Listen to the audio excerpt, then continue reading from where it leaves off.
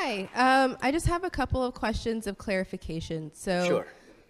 You touched on it a little bit towards the end of your lecture, but if you could describe more, I guess, like elaborate more on what you mean by decency and these fundamental values, especially in light of the statements that you just made in response to the question, not this last question, but before this, recognizing the fluidity of culture and cultural values and the existence of cultures that don't necessarily share the same values, and how do you account for that, moving towards a common set of values? How do you, if you believe that it is useful, develop coalition politics in order to move towards a collective sense of value? How do you reconcile individual motivation if you believe fundamentally? Yeah, I mean, there's a lot of complexity here, but yes. Yeah, I mean, so but honestly, I mean, so these are high-stakes questions. Not to go all religious on you, but leaving aside the religious aspects of the Ten Commandments, I think that would be a pretty good place to start with basic decency. Right? Don't steal, don't... I'm a deeply religious person. I'm an Orthodox Jew. I don't think that it's mandated that everybody believe in God, obviously, and I think that, and I understand the arguments for atheism. That said, I think that, basic values that we in Western civilization tend to share, things like you don't get to kill people, you don't get to kidnap people. I think that values that have developed later, anti-slavery values, for example, that are a later breaking development from Western civilization, but have roots in Judeo-Christian civilization. Those are values that are fundamental values of decency. The ones embodied in the Constitution seem to me to be good values. Like, I don't get to harm you because I don't get to use the government as a club against you because I disagree with what you say. I don't get to use the government as a club against you because I disagree with your religious practice that doesn't infringe on me. I have sort of a John Stuart Mill view of interpersonal decency when it comes to governmental intervention, and that is I get to wave my fist around as much as I want so long as it doesn't hit your face. I just wonder about the slipperiness of that, right? Because that same value system has been used to justify a number of things that I think we would understand to be fundamentally unjust. Well, give me an example. So as I say, the John Stuart Mill system would definitely not value slavery. I mean, that's not me waving my fist around until I hit your face. That's me putting you in chains. I mean, that's a fundamental human evil because I'm violating somebody else's rights. So it's the basic value that originally springs from the notion that we're all created in God's image, and then consummates in the idea that we're all equal under God, and that we all have equal rights under God. That doesn't allow things like slavery, and it fights against things like slavery. Now, where I think that some people get dicey about this, I don't want to lead you here, but I think this is where some people get dicey about this idea, is they say, okay, well, what about the things where I'm waving my fist around and I'm not formally hitting you in the face, but you're getting me upset? So, for example, if you have a private business and the private business decides to discriminate against Jews, right, or decides to discriminate against blacks or against gays, right? What would you do about that? So I don't think the government has any business telling private businesses what to do, because I think that capitalism is colorblind, and that means that if somebody discriminates against Jews or blacks or gays, they'll go out of business. There'll be other people who offer their services.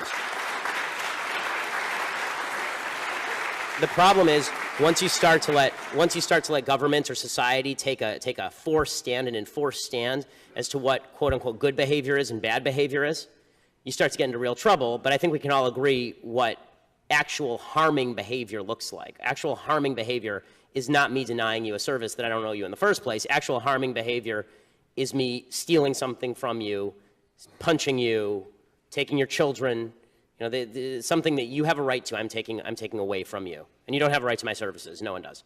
So just to be clear, is that something that you would define, as my last question? Mm-hmm. Is that something that you would define in objection, I mean, that you set sort of in opposition to things like microaggressions and that you find to be false on the grounds that they are subjectively offensive?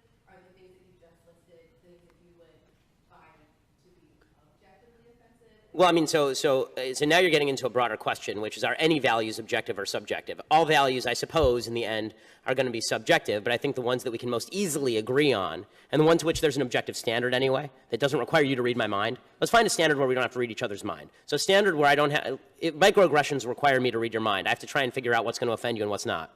I don't have to read your mind to know you probably don't want me to punch you in the face. Right? Like there's an objective standard there where I don't have to read your mind. We all sort of agree. And if we can't agree on that, we can't agree on literally anything, and then society's over. So I guess time to buy your food parcels and build your bomb shelters, if that's the case. If we can't all agree it's bad to hit each other in the face, then we have no place to start.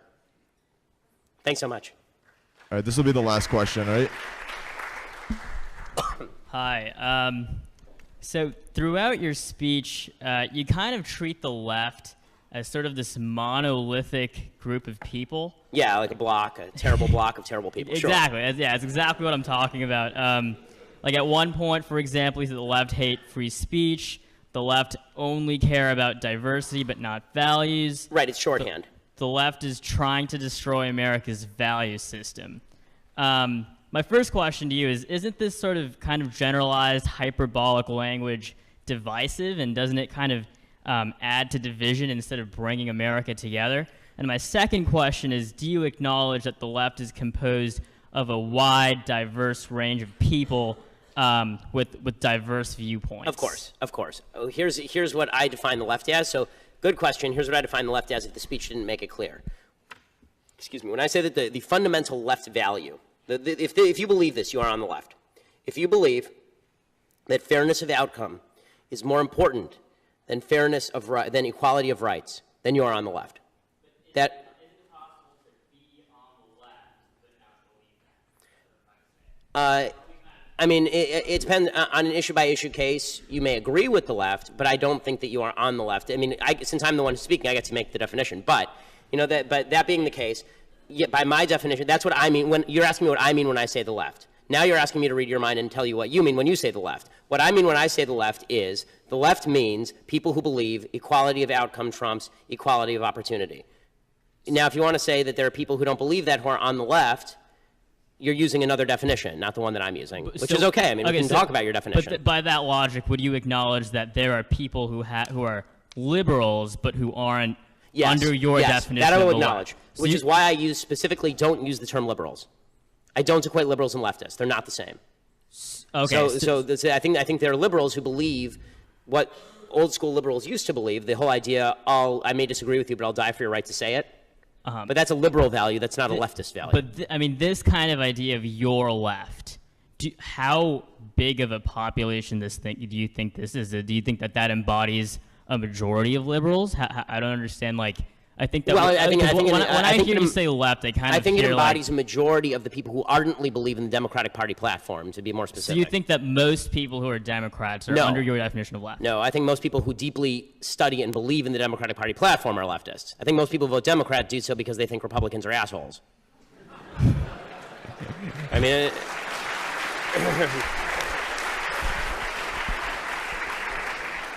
Thank you all so much for coming. Have a good night. Thanks.